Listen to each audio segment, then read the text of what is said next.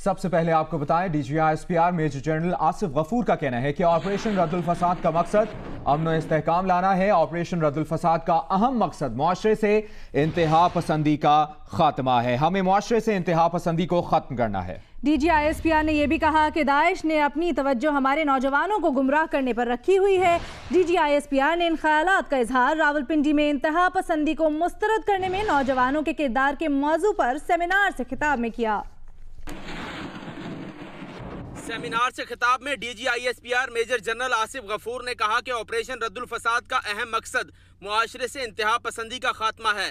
Daesh की तवज्जो हमारे नौजवानों को गुमराह करने पर है, जिसके बाइस इस तनाज़े की नौयत और किरदार तब्दील हुआ।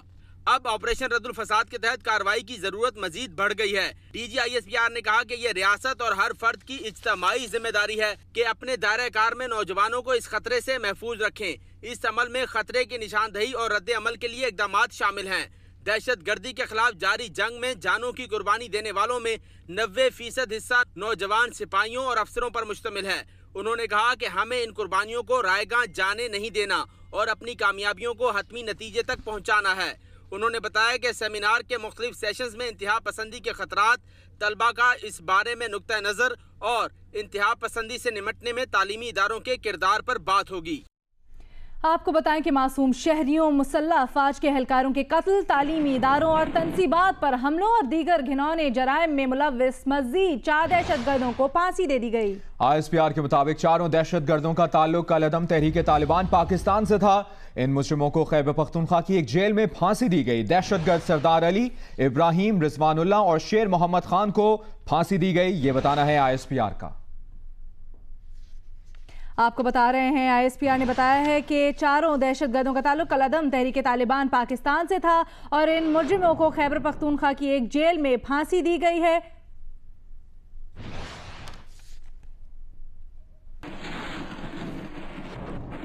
मस्तोंग हमले के बाद deputy chairman senate Abdul Ghafoor Haideri ने पहली प्रेस कॉन्फ्रेंस की है, जिसमें उनका कहना है कि भारत की साजिशों की वजह से पाकिस्तान अदम इस्तेहकाम का शिकार है। उन्होंने ये भी कहा कि बुज़दिलाना कार्रवाइयों से हमारी तहरीक नहीं रुकेगी।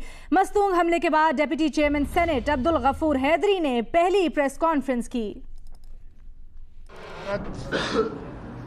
जिसने पाकिस्तान की आज़ादी को आज तक तस्लीम नहीं किया, उसकी मुसलसल रेशा दवानियों की वजह से पाकिस्तान अदम इस्तेहकाम का शिकार रहा। लेकिन भारत को मैं बावर कराना चाहता हूँ कि पाकिस्तान अब एक एटमी क़ुव्वत है। पाकिस्तान के पास एटमी फ़ौज है। पाकिस्तान कोई तरनवाला नहीं कि कोई उसे हज़म कर सके। अपडेट शामिल करें कि IG सिंध AD ख्वाजा को ओहदे से हटाने के खिलाफ हुक्म इम्तना बरकरार रखा गया है, जबकि IG सिंध AD ख्वाजा को ओहदे से हटाने से मुतल्लिक दरख्वास्त की समाअत हुई और ये दरख्वास्त काबिल समाअत नहीं, ये कहना था एडवोकेट जनरल सिंध का। उन्होंने ये भी कहा है कि आइन के तहत कोई शख्स पुलिस एक्ट को चैलेंज नहीं कर सकता। पुलिस एक्ट में तरमीम का इख्तियार आइन ने सूबों को दिया है, ये भी बताया है एडवोकेट जनरल सिंध ने। ऐसे मामलात मुश्तरका मफादात कौंसिल भेजे जा सकते हैं। एडवोकेट जनरल सिंध ने मजीद क्या कहा है, जान लेते हैं जियो न्यूज़ के नुमाइंदे अमीन अनवर से। अमीन अनवर बताइएगा, दरख्वास्त की समाअत हुई है, एडवोकेट जनरल सिंध ने मजीद क्या कहा है? जी, आज IG सिंध AD ख्वाजा को ओहदे से हटाने के खिलाफ दरख्वास्त की समाअत जस्टिस मुनीब अख्तर की सरबराही में 2 रुकनी बेंच ने की।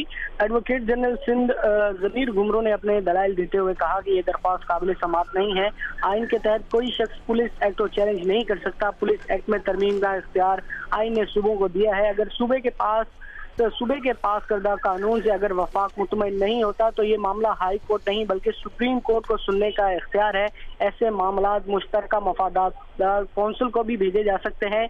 अगर कोई फर्द इस कानून से मुतासर हो तो ऐसी सूरत में क्या किया जा सकता है। अदालत दिए हैं, ये अपने रिमार्क्स दिए हैं और एडवोकेट जनरल सिंह से इस्तफसार किया है कि इस सूरत में बताया जाए अदालत को कि अगर कोई शहरी मुतासर होता है तो वो कौन सी अदालत से रुजू कर सकता है।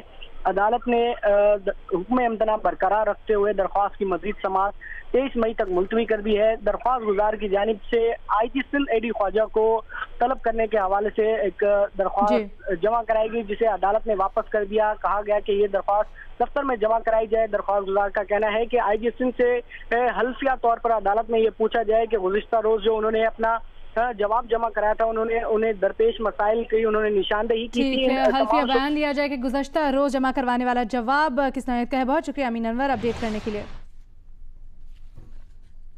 अभी आपको बताएं, फाटा के इंजमाम का बिल मौखर करने पर कौमी असम्बली का माहौल आज भी गर्म। अपोजिशन जमातों की जानिब से एहतजाज किया गया। रुकन फाटा शाहजी गुल आफरीदी का मुसलसल बगैर माइक के एहतजाज, जबकि स्पीकर ने शाहजी गुल आफरीदी को वार्निंग दी कि वो उनको उठाकर बाहर फेंकवा देंगे। तफसीलात जानते हैं अरशद वहीद चौधरी से। अरशद, बताएगा कौमी असम्बली में आज क्या कार्रवाई हुई? जी, कौमी आज फाटा के जो इंजमाम का बिल मौखर करने के हवाले से कल जो इतलात गर्दिश करती रही और जो न्यूज़ सामने आई, उस पर आज कौमी असम्बली में अपोजिशन की तरफ से शदीद एहतजाज किया गया। और शाहजी गुल आफरीदी जो पार्लियामेंट्री लीडर भी हैं फाटा के, उन्होंने जब बोलने की इजाज़त मांगी तो स्पीकर ने इजाज़त नहीं दी। उन्होंने कहा कि इस पर पहले बहस हो चुकी है। लेकिन अपोजिशन लीडर से खुर्शीद शाह महमूद कुरैशी, उन्होंने शदीद अपडेट किया। बहुत शुक्रिया आपका।